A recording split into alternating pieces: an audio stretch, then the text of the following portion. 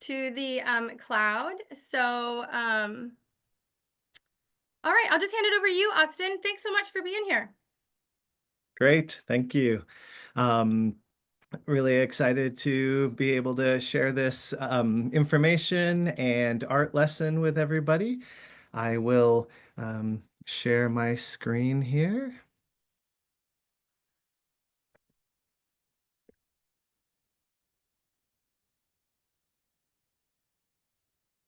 And just get into presentation mode here. All right. Um, if somebody could give me a thumbs up that they can see my presentation slide okay, or unmute yourself and just let me know. I can see Okay, it. Yep, I got a thumbs up. Great. Let's go. Let's move forward. And uh, Jennifer, you're going to be in charge of admitting people that are popping into the waiting room, right? I don't have to worry about that. that's correct. And I just did that. Great. Thanks. Okay. Um, let's see here. So again, thanks to the WAEA for hosting this. And I want to also say thank you to my friend Shane, who composed some special music for us that we'll get to listen to in this presentation. And his website there is Music by Tato. And thanks to everybody for showing up and being here with me this morning, taking some special time to be here. Just briefly about myself, I am the Washington State Art Educator of the Year and Elementary School Art Educator of the Year. I am a member of the Caucus on the Spiritual and Art Education, and that's a special interest group through the NAEA, and these are the types of topics that we really enjoy investigating and sharing. Um, I am also a member with the Vision Train, a really neat group of artists from all around the world, again, exploring visionary art and sacred art. I have a master's in creativity studies, and I am currently teaching at Perkins Elementary School in Seattle, Washington, which is where I'm joining you from, my home studio in Seattle, Washington. And Jennifer, if you could also keep an eye on the chats and let me know if there's anything really important. And otherwise, I'll just keep moving forward. Thanks. Okay, so since we are all joining each other from other places, is there anybody coming from outside of Washington this morning?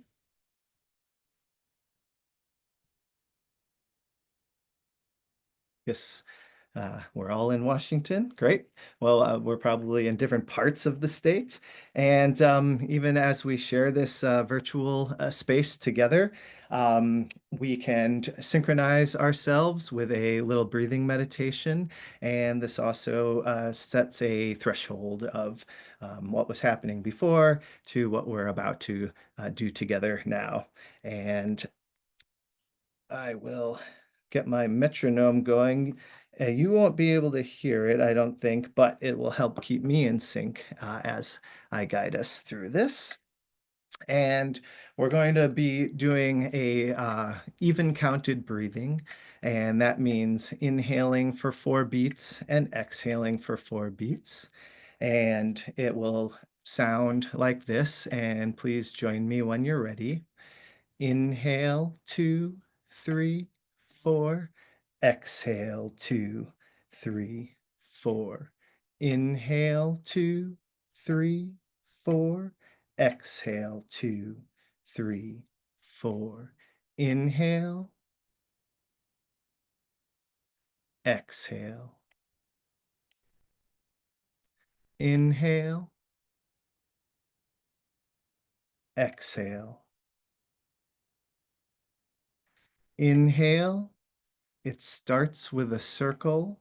Exhale, everything is okay.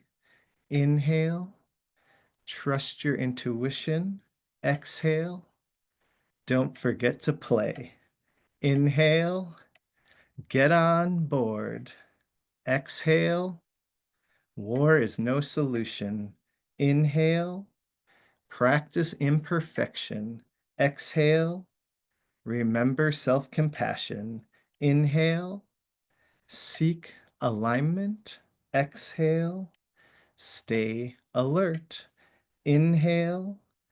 Be guided by truth. Exhale. See the beauty. Inhale. Unity. Exhale. Wow. And please allow your breathing to come back to its natural rhythm. And I'd just like to invite anybody who is comfortable to keep their camera on.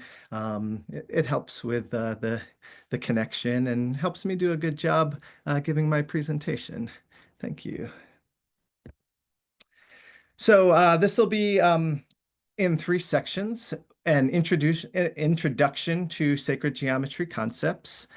Then we're going to, I'll share a geometric drawing lesson with you, and we'll go into an art jam. We'll have time to make some art together this morning, or whatever time zone you're in. And at the end, I'll have questions and comments and reflection. However, we are a small group today, and it's okay to ask questions as we go as well. So a little background of where I got inspired to learn more about this subject is from traveling in southern Spain and then in Morocco. And I've discovered the way I learn is things sort of creep up on me. I didn't have a giant aha moment immediately, but as I was traveling and I was really having these visceral reactions and tingly feelings when I would be in these spaces that have uh, ornate patterning and repetition. And these are just a few examples from the southern Spain region and my wife, Zinnia. And these spaces that create an environment with the lighting and the patterns and the reflections. And then our trip to Morocco was a lot of fun. We practiced yoga and made lots of art and learned from local artists and artisans. This was a group of school kids in a small village, and it was fun just to connect with them, even though they didn't speak any English. But me being an elementary school teacher, like we just know how to connect with each other. It's a lot of fun traveling and just seeing people connecting with people. And we were had the opportunity to see some really and wonderful cultural music and performances, and were invited to participate. But getting back to the patterns, patterns were everywhere, including having henna patterns put on, and Morocco is very known for their rugs, and learning that all of these patterns have meaning. They tell stories. I like to show this picture because in the bottom right-hand corner, there's a blue and white rug. And when I took the picture, I didn't know at the time that that was actually the rug that we ended up buying and is in my living room floor now. And everywhere we went, patterns, patterns, patterns. They just saturated the environment and seeped into me.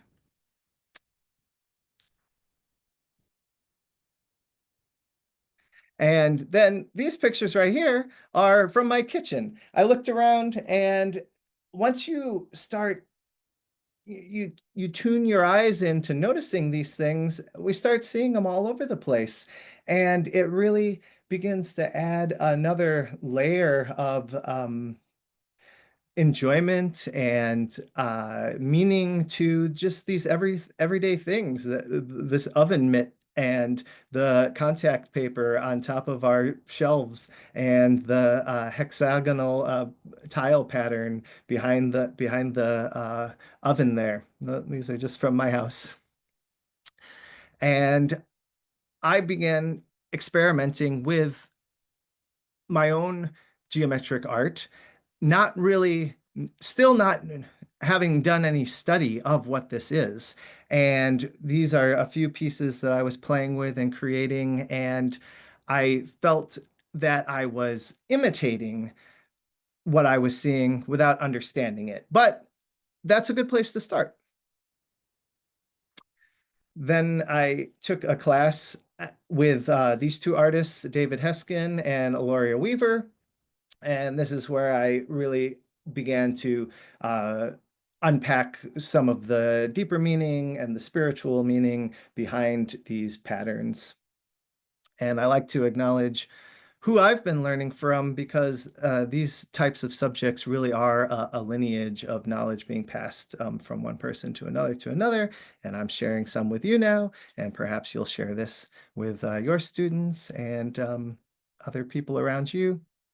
They studied at the King's Foundation in London. And an additional course I took was through the Vitra Academy with Crystallize. And I have their Instagrams here for you to be able, if you're interested in seeing more about these artists' art and looking them up. So uh, let's get into it. What is sacred geometry? So sacred geometry is a form of geometry. Geometry actually originally it was a method to measure the earth. Geo earth, metry measurement. Geometry is measuring the earth. And what does sacred mean to you? And being a small group this morning, would anybody feel comfortable or brave sharing your thought on what is sacred? And it's okay for you to share what you think you know, and then change your mind, revise things as you learn, come up with new definitions, add to it.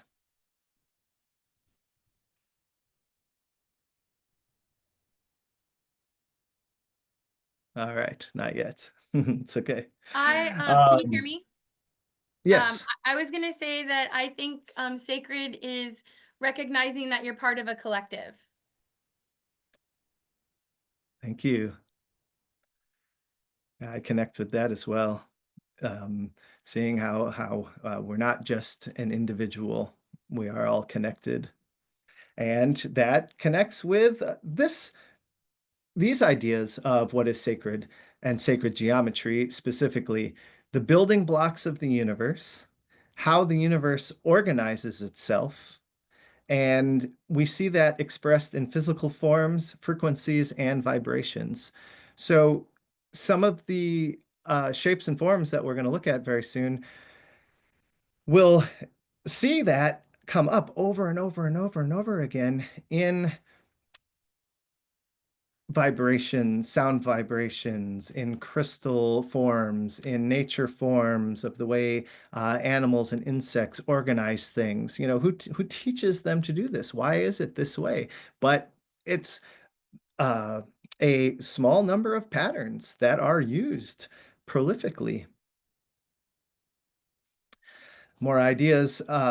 And these are crystallizes words, but they just really, I couldn't say it any better myself as I have been coming up with my own ideas of what is sacred geometry. And she said, the bridge between the microcosm and the macrocosm, which is the painting there to the right-hand side of the screen, one of my pieces, that's exactly what that represents. What's on the outside is also within, the bridge between the microcosm and the macrocosm, the language of nature, light, energy, frequency, and vibration, and a universal canon of harmony, order, unity, truth, perfection, and beauty.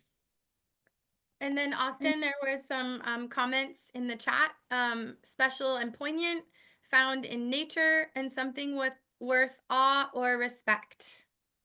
Mm, yeah, love it. Sounds like we're all on orbiting around the same concepts. Uh, as well as synthesis of science and spirituality, self and other, right brain, left brain, masculine, feminine, micro, macro. So we see these dualities being connected with each other, an evolutionary pathway for consciousness, and a powerful tool for artists to use. The foundational concepts of sacred geometry that I'm going to share with you today are the seed of life, flower of life, fruit of life, Metatron's cube, and the five Platonic solids.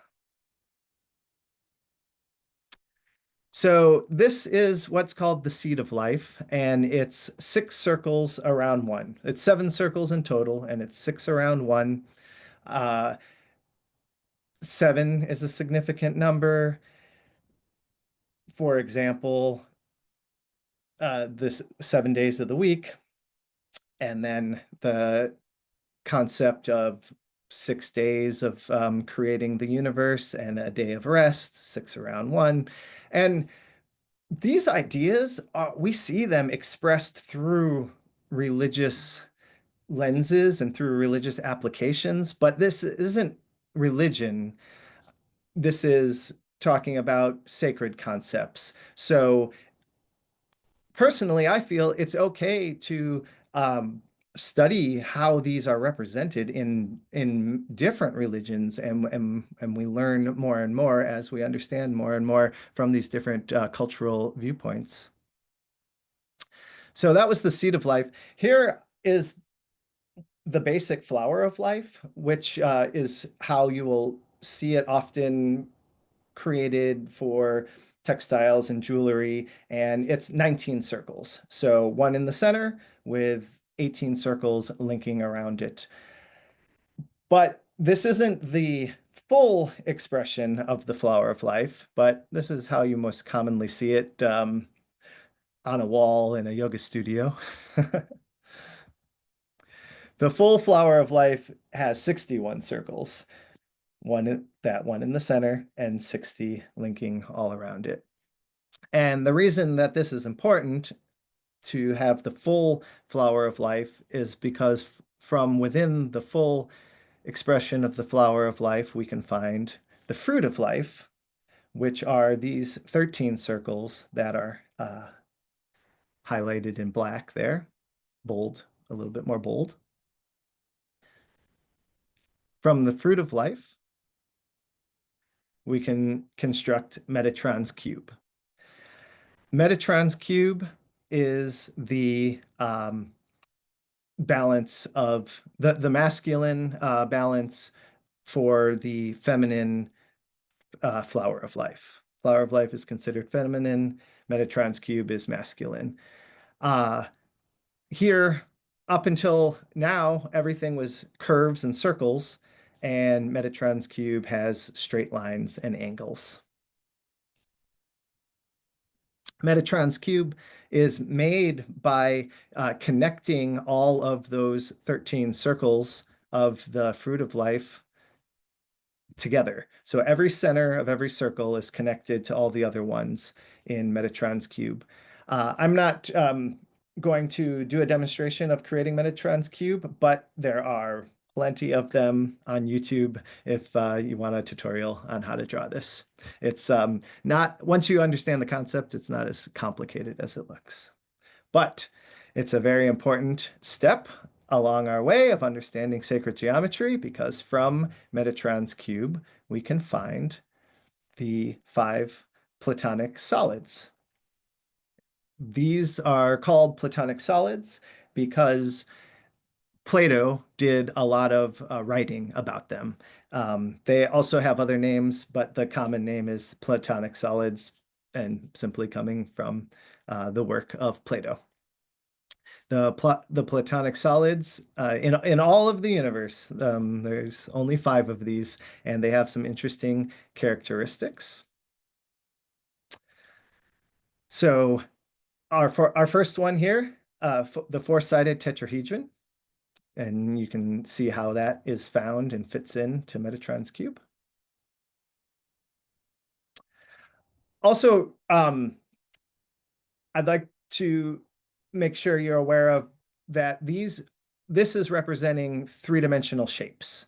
These aren't flat. The Metatron's cube is a three-dimensional representation, a two-dimensional representation of a three-dimensional form.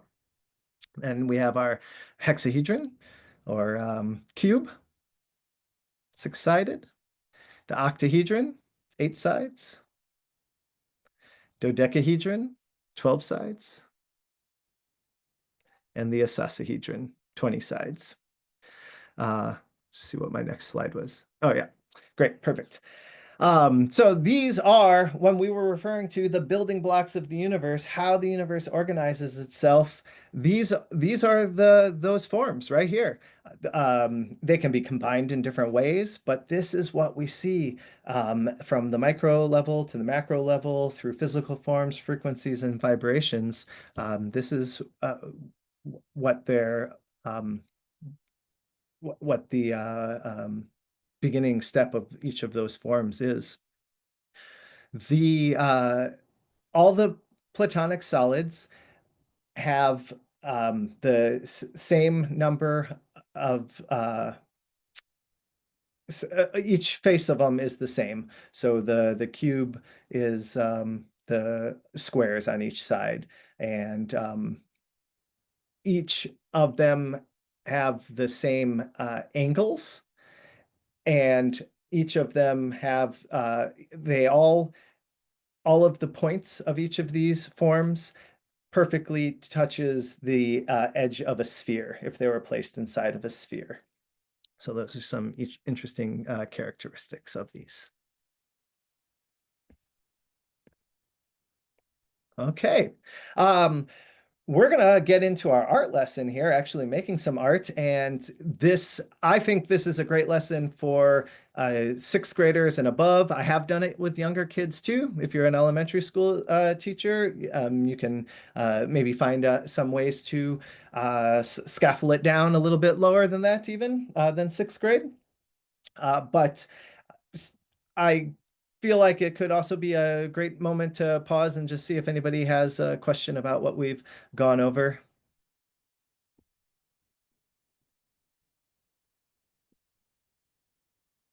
All right, great. Guess I'm doing a good job of teaching. Let's make some art. So let's start by just practicing working with our compass. Maybe it's been a while since you've played with a compass. Often when I'm teaching this class, uh, you know, people haven't used a compass since a high school geometry class. And before we are working on our real art, let's just get comfortable turning that compass around, making some circles. So, on a extra piece of paper or on a scrap piece of paper on the back of what you're working on, just practice turning those circles. Some tips I have for you are that you want to put just a little bit more pressure onto the pointy end of the compass and a little less pressure on the pencil or the scribe end, whether you have a graphite or a pen in your compass. And that'll help it turn smoothly. Also, I like to lean into the direction that I'm turning. It doesn't make a difference if you're going clockwise or counterclockwise, whichever one feels comfortable to you. Um, and eventually, it's really nice if you can get the skill of turning a circle in one fluid motion. But that is a skill. So if you have to kind of go a quarter of a turn and readjust and quarter and readjust, that's fine too. So practicing making a few circles, make some big circles, make some little circles. You'll probably notice that the wider your compass is set, the easier it is to make your circles. The littler circles get more challenging. And that's why you can get different size compasses. If you're really going to get into this and you're making smaller designs, tighter designs, you're going to want a little baby compass and a larger compass. And also I use circle templates as well. Sometimes, that is the right tool to use when you're doing things that are real small. It can be almost impossible to do that with a compass. So having circle templates to use is a good tool. Make some independent circles and some overlapping circles.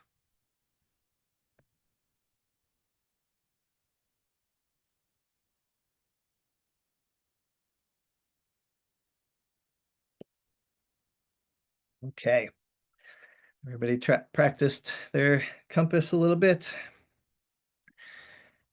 Now I would like you to get the piece of paper or board that you're going to be working on and turn it over on the back side. And we're going to write down this invocation by Keith Critchlow, who is a pretty famous geometer. He died not too long ago, 2020, I think, is when he passed away. And it goes like this: May we be guided by truth. May we have beauty revealed to us, and may it result in good. So I encourage you to write those words on the back of the paper that we're about to use. May we be guided by truth. May we have beauty revealed to us, and may it result in good. I really like that he says, let's try to be good. It doesn't say we're trying to be perfect. It doesn't uh, and as art teachers, I'm sure all of you share that with your students frequently. Well, we're not try we don't expect it to be perfect, but let's do our best job and it'll be good. And the beauty is in the order and the pattern that we will create. There's beauty in order, there's beauty in symmetry. We know this. And guided by truth, I'll come back to what that one means in just a moment as we get started here. So we'll start warming up our left brain thinking. This is attributed to verbal, analytical, orderly, and it might not be 100% accurate, but I think it's a good way to think about it, a good metaphor. So start by finding the center of the board or paper that you're working on and just draw with light lines right now. In my video, I'm making much darker lines so that it showed up clearly. But in the beginning, what we're doing is just creating guidelines for ourselves. And I'll share with you too that it actually doesn't matter where you start this design. The me suggesting that you find the center is just to keep your design on the page that you're working. Wherever we place our very first circle, that becomes the center of our design and it grows from there. But aesthetically, it looks nice to put that in the middle of the paper. And here is where it can be really helpful if people give a little thumbs up when you've got that step done, and then I can move on to the next step and not lose too many people as we go.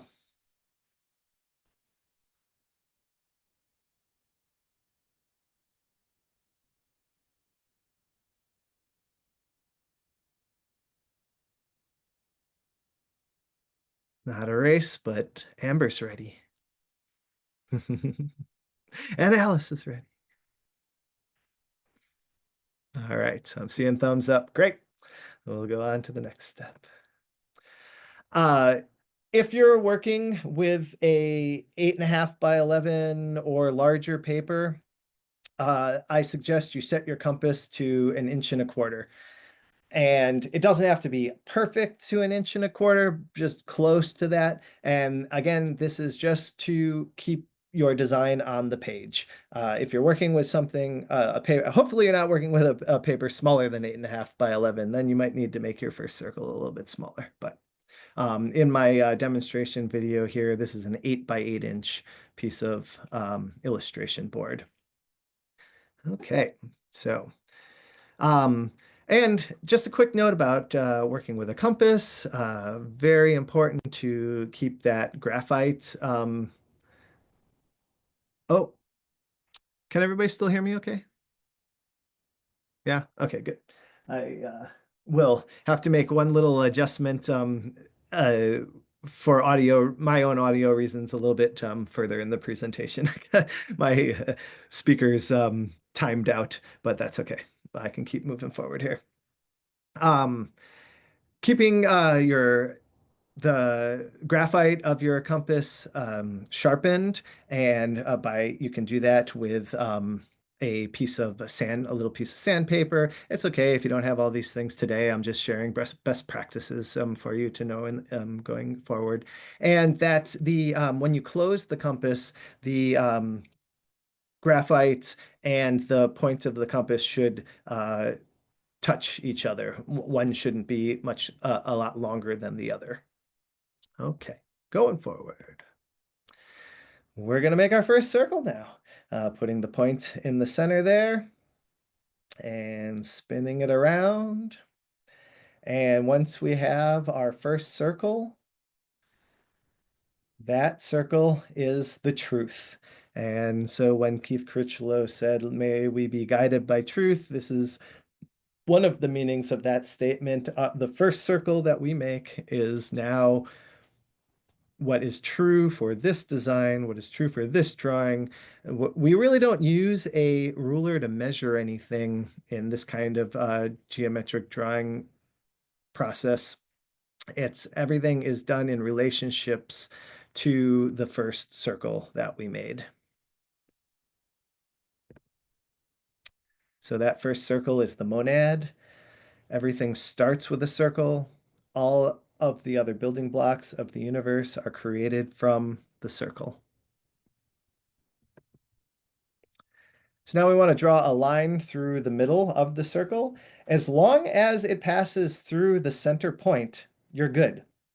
Lining it up with those outer edge measurements on either side of my board, again, is just to be visually pleasing and keep it in the center of this piece of paper, this illustration board. Um,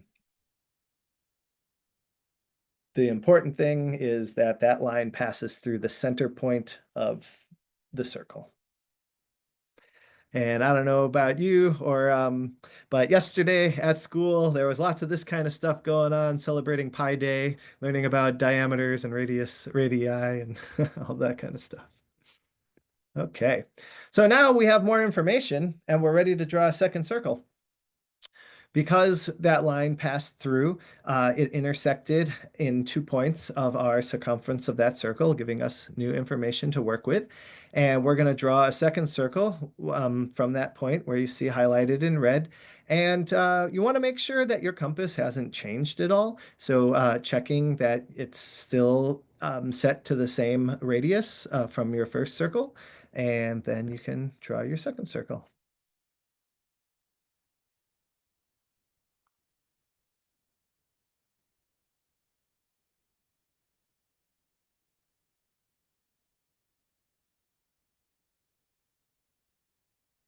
I'm going to go ahead to the next step, and then people can give me some thumbs up when they've gotten caught up with these two steps.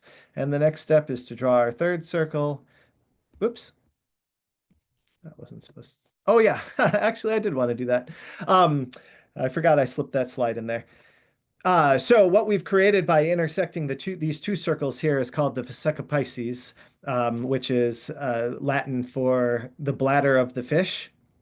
And this is a portal, this is a gateway, this is a threshold, it's a birth canal. There's a lot of meaning in these two overlapping circles right here. And now we're ready to draw our third circle from that other intersection point. And once everybody has their three circles interlocking like that, you can give me a little thumbs up. We'll be ready to move to the next step.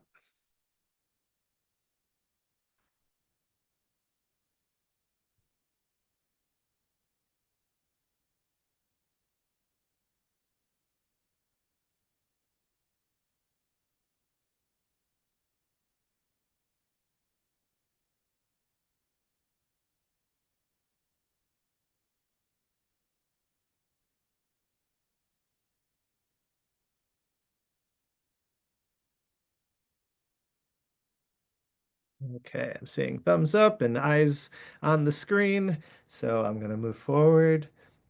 You might be able to anticipate what's next. We're going to draw four more circles.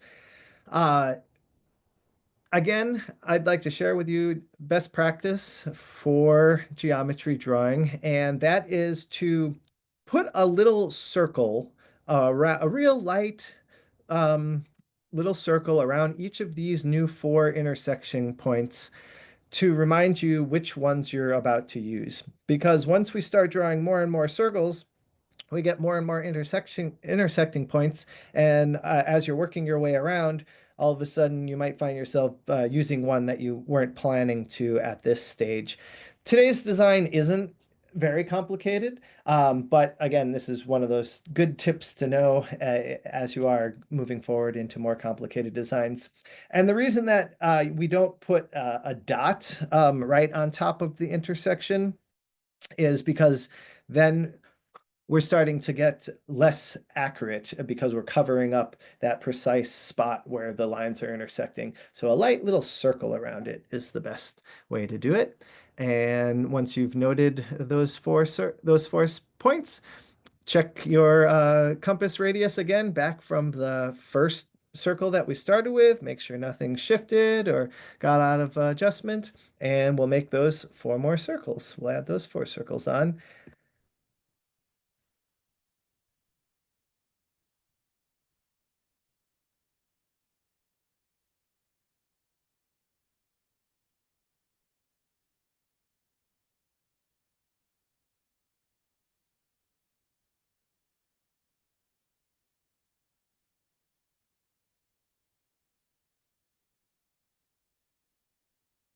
And then we have created the seed of life, the 6 around 1.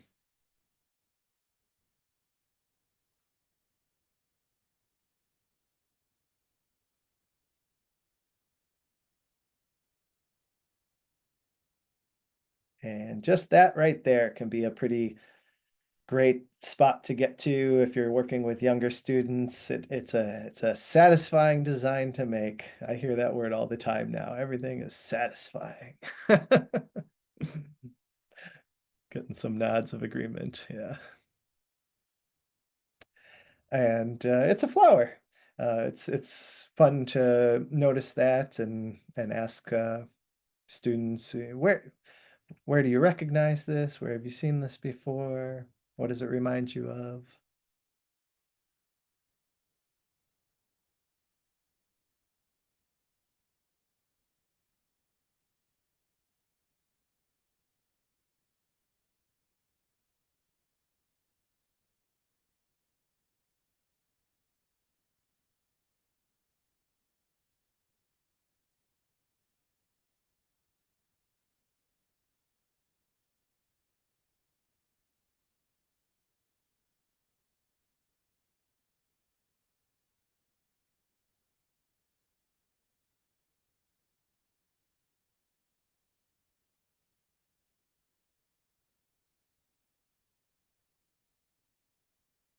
Oh, I see some of the thumbs up are going into the chat. Thanks. Sorry if I was missing those.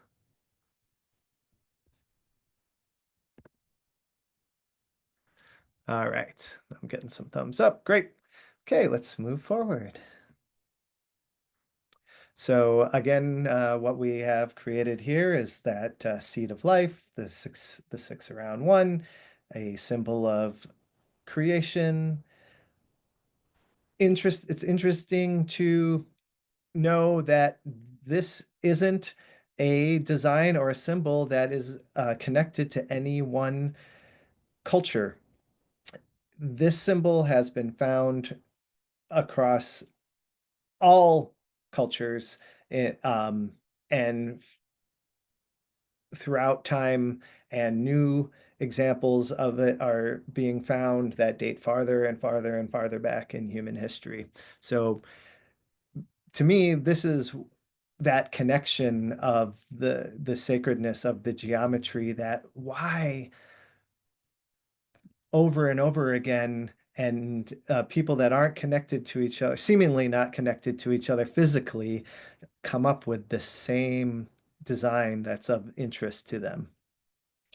And this is a foundational framework from which we can make many more designs. So let's keep going. So now open your compass up. We're going to set our compass to a different radius and that is from the center of your design out to the outer edge of the circles that we've just drawn. And I'll replay that little video there again so that you can see what I'm doing. From the center of our design, opening the compass up to the outer edge and making a border circle now that goes around these 7 circles.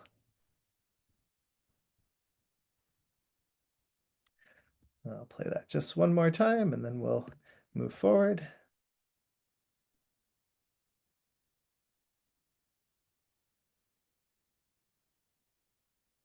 And you can see I check it a few times at the different edges of the circles because things do go out of alignment, and when that happens, you split the difference. That's what you do. If it's a little wider on one side and a little shorter on the other side, you go in between the two. Okay. And now we're going to make one more wider circle. And this one is setting the compass from the outer edge to the opposite edge of the center circle. And I'll replay the video a couple of times if that was confusing and you missed it. However, also, it's not super important for the next steps of this design that we're going to make. I just chose this because it has a harmonizing relationship of the other circles that we have here, and it fits on the piece of illustration board that I'm using. You could actually make this circle larger or smaller, and it wouldn't affect the design that we're going to make. But what I did here was from the outer edge to the opposite outer edge of the first center circle. And I'll play it one more time too.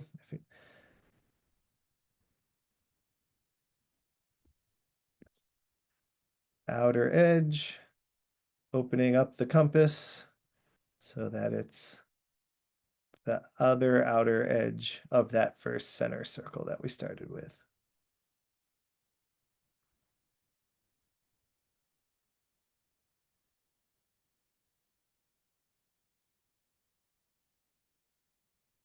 Okay, great. So now we can look at something called 12-fold geometry, which is what is found in a lot of Islamic geometry.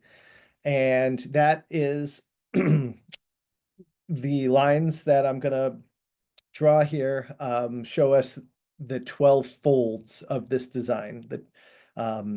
And it's like a clock face. And what you're looking for as you draw these lines through your design are there's always 3 intersecting points. And I'll replay the video again so that you can watch it again.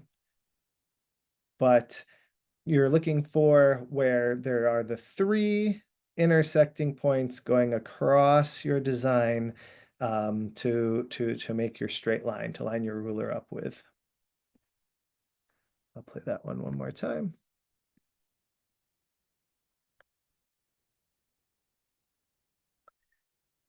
One reason, if you're working on a rectangular piece of paper and you were drawing an X from corner to corner to find the center, and I said, draw those lines real lightly. All of this work that we're doing can be done lightly because all of this really is a framework for us to build on top of. But especially if you were working on a rectangular piece of paper, because that first X that you may have made to identify your center point, those lines aren't going to be part of these lines, and that can really throw you off. If you're working on a square board, then they can be, and that's not a problem. But if it's on a rectangular piece of paper, that could throw you off. So I'll just um, show a little bit more about the idea of these 12 lines being viewed as a clock face. So after you've got these lines drawn, very lightly number your lines, just like you see here, like a clock. And it's just a method that helps us organize our design as we move forward.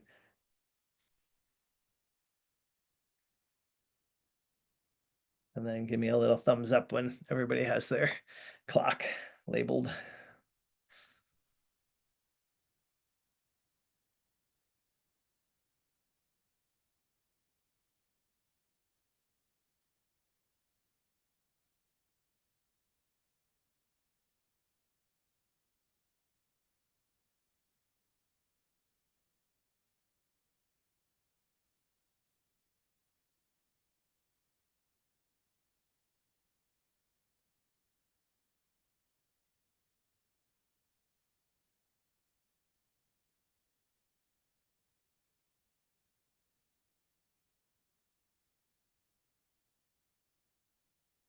I got you, Lee or Leah. I'm not sure which one it is.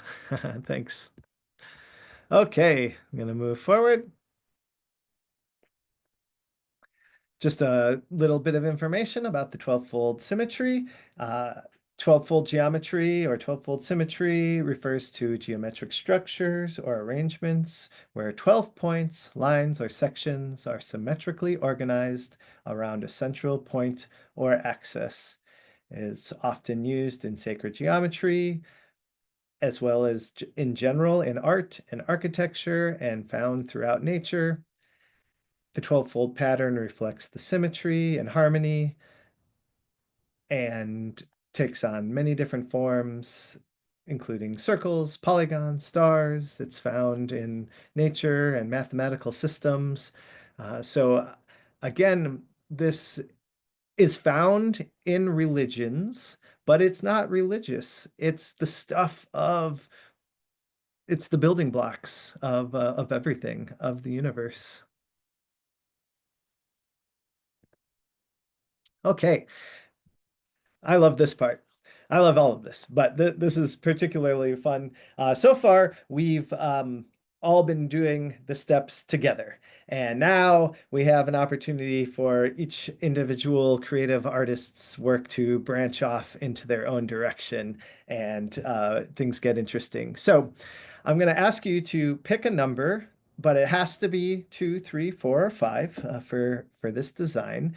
And perhaps a number jumps right out at you. You already have a favorite number of one of those, but it's fun to share some other information about these numbers, and it might influence the number that you pick. 2 is a representation of duality and also the desire for unity, because without 2, there is no desire to get back to 1. 2 represents teamwork, friendship, partnership, peace, and bonding. 3 represents creativity, communication, optimism, curiosity, harmony, wisdom, and understanding. There's so much to talk about here, but I feel inspired just to share one thing about creativity, 3 representing creativity. And I did my master's program in creativity studies, and with my thesis focused on the connection of creativity and well-being, health and well-being. Although really what I was interested in was creativity and spirituality, but I guess I didn't feel confident enough or brave enough at that time to make that my thesis project. But 3 being representing creativity, because so often we it appears that we're presented with 2 choices. Choose A or choose B. Choose 1 or choose 2. But when we think creatively, we realize and understand that there's always more than two choices. There's a third choice, and more than that, of course. So that's one reason three represents creativity to me. Three is also the past, present, and future, beginning, middle, and end, birth, life, and death, the Holy Trinity. Four represents something that is solid, wholeness, things of the earth, things that you can touch and feel. We have the four elements: air, fire, water, earth, the four agreements. Five is a free spirit, a restless soul. Five is adventure, change. Five is regeneration. We have five physical senses, five fingers and toes. Five also, the word quintessential comes from using five as well. And something, the quintessence or the quintessential element of something is a pure essence, latent in all things, and the substance of which heavenly bodies are composed. Okay, so you picked a two, three, four, or five, and you'll all actually also be able to work with more than one of these numbers if you choose to. But choose one to start with. And when I do this lesson with in a classroom where we have a little bit more time, I don't actually show this next part that I'm going to show you right now because I love the opportunity for the wow factor and the personal exploration and the discovery of what's going to happen. But I am going to go through and show you these so that you can learn a little bit more quickly and have more to take away after our lesson today. So if we decide to start working with a two, this is where that numbering the design like a clock helps us a lot, with the 12 being at the top. So we're going to count by twos, starting from 12, and we draw a line using our ruler from 12 to 2, and 2 to 4, 4 to 6, 6 to 8, 8 to 10, 10 to 12. And so by choosing the number 2, we get a hexagon. That hexagon this would be called a dynamic hexagon with the point pointing up. But we can also rotate that hexagon and draw it again as a static hexagon. And so right there, that's giving us more design options. So that's our two. Three, what will the three be? Any guesses? Does anybody want to hold up a number of fingers or put it in the chat what the three is going to be? It's maybe it'll be a pentagon. Oh, well, hexagon. We just I saw a six, so we just did the hexagon. That was the two, unless I'm interpreting your fingers in a different way. Let's find out. It turns out to be a square, actually, if we're counting by three. Because look, you start at the 12, and then we count 1, 2, 3. So connect from 12 to 3, and then 3 to 6, 6 to 9, 9 back to 12. But then again, we can rotate that square and draw it multiple times. Now you start to see how this game works. Here's a 4. What will a 4 be? A triangle, counting from 12. 1, 2, 3, 4. Connect 12 to 4. We can rotate that triangle around. But the 5, now that you understand how this works, I'm not going to show you what the 5 is. I'm going to leave this one. If you're choosing 5, you get to draw this one out yourself in just a moment. We're going to get into some Art Jam free art time with that music I told you about. But again, you would start from 5, or start from 12, put a dot there, and then count 1, 2, 3, 4 to 5 o'clock. Draw that first line from 12 to 5, and then count again 1, 2, 3, 4, 5. Draw that next line. Okay, what will it be? You get to find out. Great. So all of that was sort of, we were doing all that left brain thinking, being orderly and structured and accurate as possible, kind of thinking in a linear way. And now we're going to have fun with our right brain thinking, using our intuition, our emotional side, our creativity. And I feel like intuition has really become a buzzword these days also. And so to me, when that happens, I need to really know what I'm saying when I say intuition. And I found recently, I found this interpretation of intuition, which is really resonating with me right now. And that intuition is the clear conception of the whole at once. You know, that's where that gut feeling comes from. It's like you understand it in a way, the big picture, even before your brain can figure out all the little steps that get you from one spot to another spot. So intuition, using your intuition, that's a clue, your body giving you a clue that you do understand the whole thing all at the same time. And so here's how this next part will work. We're going to embellish our work. I'm going to show you a few designs just to get those creative juices flowing here, give you some ideas of where this can go. So these next few, and if you've got colored pencils near you and markers, or even I love to use watercolors, may or may not be a good choice for our short lesson today, but maybe you'll go back into things with watercolors.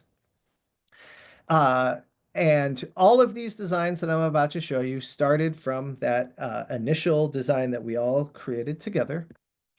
This design right here. So so those lines can the framework lines that we made can disappear, and we highlight the different uh, shapes within it through patterns, colors, repetition, shading, great opportunities to work in all of your lessons on elements and principles of art and design. All of these came from that same initial starting place. Um, you can also see more organic shapes being developed. That's okay to play with. At this point too in this particular lesson that I've created. And I like this lesson a lot because it gives that opportunity for the kids that uh, will feel more confident staying structured and having things be more what am I thinking of? It's escaping me at the moment, but seeing the pattern and following through with it, it can be very comforting and boost confidence in a lot of kids that may not feel like art is their thing. This lesson can really hook into them. But then also for the kids that want to explore more creatively and go with that intuitive side and uh, you can work in natural mandala type ideas. It's totally okay to start working in these elements that don't that no longer completely fit into that original framework.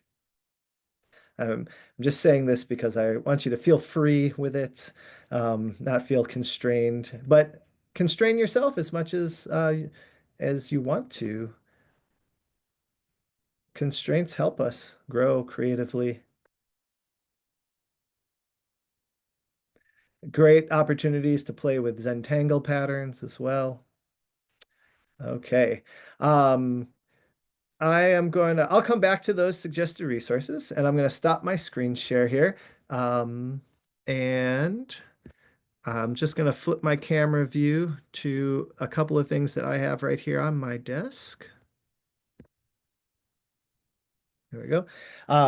So just a couple more examples that I have right here. Metatron's cube I was working with on this one, and I just left that alone basically, but then had a lot of fun with elements around the border of it. Um, there's another one where I started putting some color into it.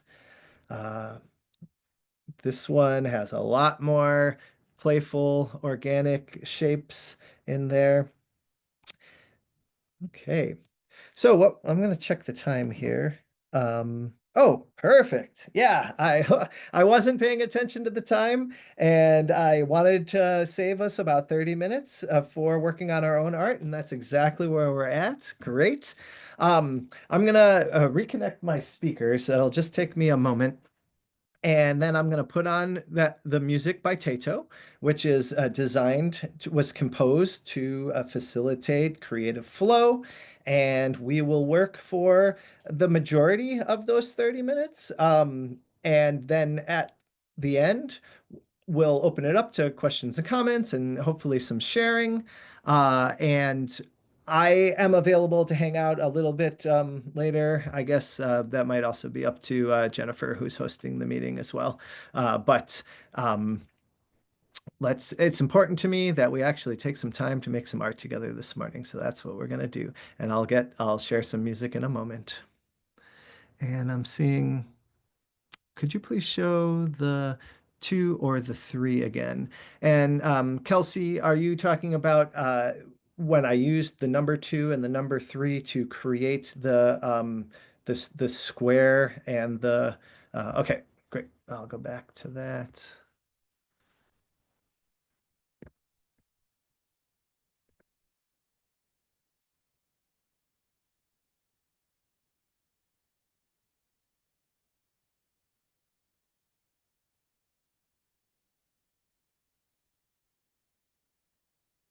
Okay, so I'll back it right up to here. So if you chose the number two, you're starting from the 12 o'clock position and you put a dot there at 12 o'clock and then you count to the 2 o'clock position. 1, 2, put a dot at 2, and then you connect those two dots. So from 12 to 2, to 2 to 4, to 4 to 6, 6 to 8, 8 to 10, 10 back to 12. And after you've connected each of those dots by counting by 2, you get the hexagon. Does that make sense? Great. And then same with the 3, but now you're counting by threes from 12 to 3, 3 to 6, 6 to 9, 9 to 12, and that gives you the square.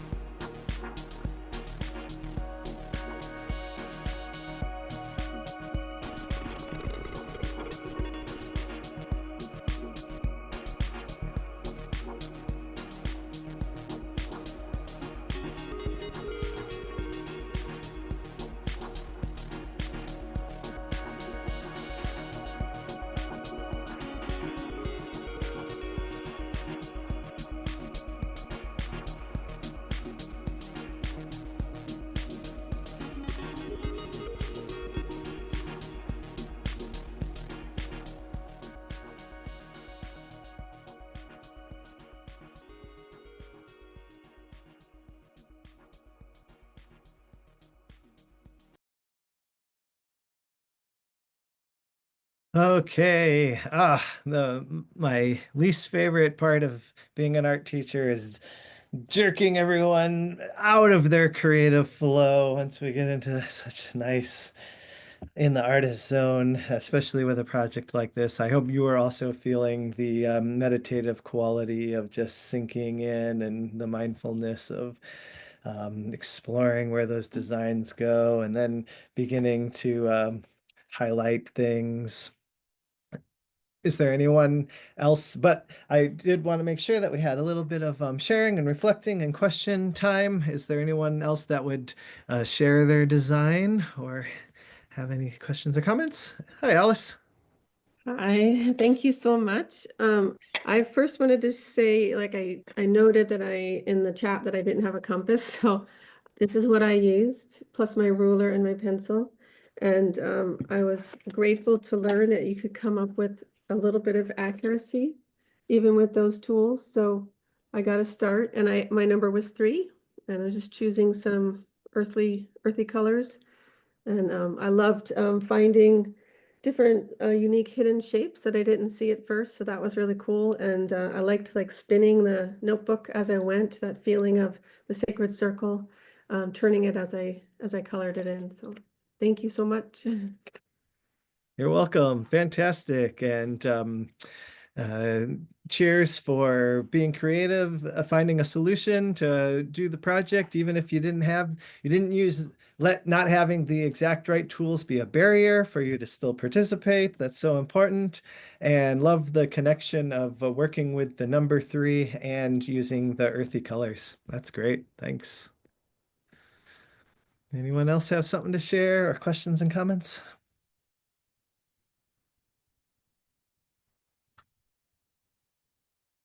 All Yes, I'll right. share. Great. I'm Thanks, Amber. hazy mine, but I picked the number 3 too, and I love seeing how different it is than the other one. So still working on it. Yeah, that's another thing that's so fun about this project is that uh, we can choose the same numbers and it's have completely different results of where we take it. Thank you. And I see that Lee's holding something up there. Hi, thank you so much for this class. Can you hear me? Yes. Okay. I did this actually with my 7th grade son. So it was really fun to sit here with him and make all the decisions according to the prompts and see what happened. I let him sort of take control. He's not wanting to be in the camera, but we chose the Okay. number 4, right? Super fun. Thank you so much. We really enjoyed it. You're welcome. Thanks for participating. And yeah, I can see all the different triangles in there by using the 4, and then you rotated the triangles around. And then I love that spinning energy, that like pinwheel energy that's coming, filling up the rest of the page. Really, really a lot of movement, very dynamic. It's great. Thank you. And I'm so glad that your son played along with us today too. Thank you.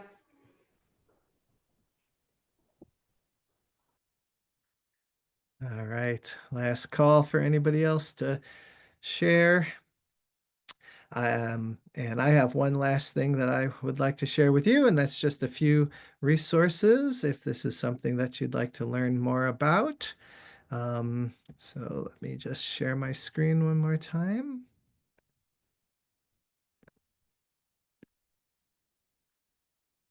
Just get back to the right slide here.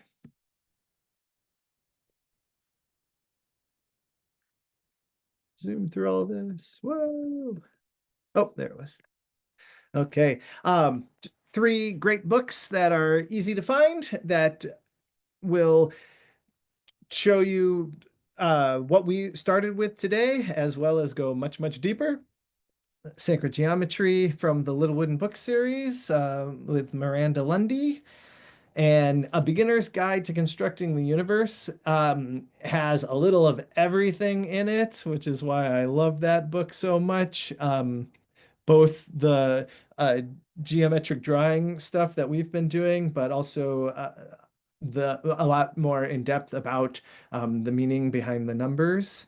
And then Keith Critchlow's book, Islamic Patterns, and it was Keith Critchlow that we shared that invocation with on the back of our work. May we be guided by truth, may we have beauty revealed to us, and may it result in good. And one last shout out to my friend Shane with Tato Music, music by Tato. I said tattoo. And I asked him one time, he said, oh, you can pronounce it either way. Musicbytato.com. And also his arts, he's both a musician and a visual artist, studioshim.ca, because he's up in Canada. Great.